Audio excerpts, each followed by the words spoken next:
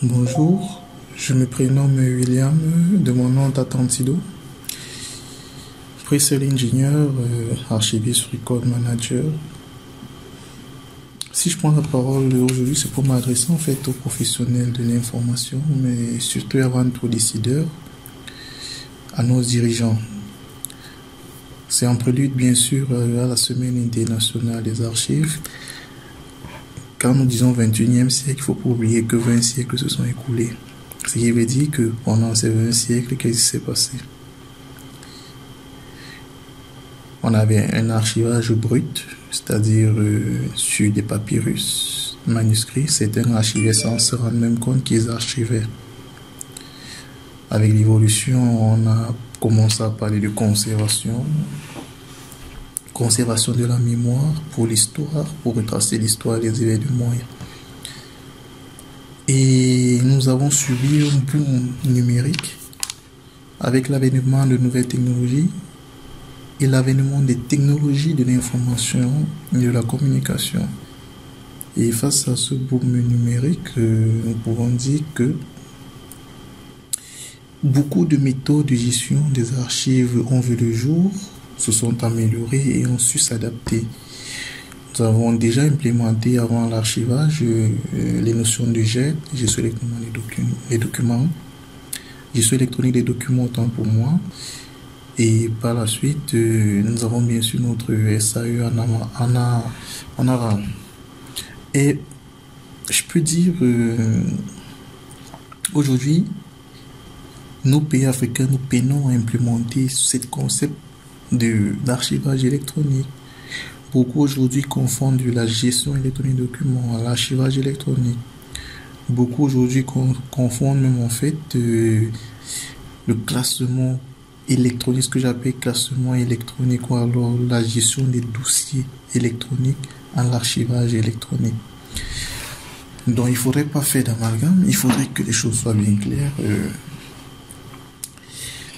Dans une GED, déjà, les documents sont modifiables, il y a partage collaboratif, on a des versions des documents, on a le workflow qui est présent. Ça, c'est pour résumer. Dans l'archivage électronique, on n'a plus de workflow, on n'a plus de modification des documents. Le document, il est figé, il est daté, extempié, horodaté, c'est-à-dire on ne peut plus altérer l'intégrité du document. Le document est inaltérable. Mais en même temps, il y a ce caractère d'ubiquité qui permet à ce que, lors d'une recherche, le document soit accessible au même moment, à plusieurs endroits et par différentes personnes. Mais nos responsables aujourd'hui africains, et c'est le réel problème de l'archivage aujourd'hui en Afrique au XXIe siècle, c'est que nos dirigeants n'ont pas encore pris réellement connaissance et conscience des difficultés que peuvent engendrer, des risques que peuvent engendrer justement une mauvaise gestion des documents d'archives. Certains ont été conscientisés sur le fait, c'est-à-dire suite à des contentieux, à des incidences financières, également à différents problèmes qu'ils ont eu sur le plan juridique. Mais il faudrait comprendre aujourd'hui que nous ne sommes plus à ce niveau. Parce que, qui dit aujourd'hui archivage électronique même déjà, nous sommes même déjà au niveau d'une digitalisation. C'est-à-dire, je parle même déjà en fait de la digitalisation de l'archivage.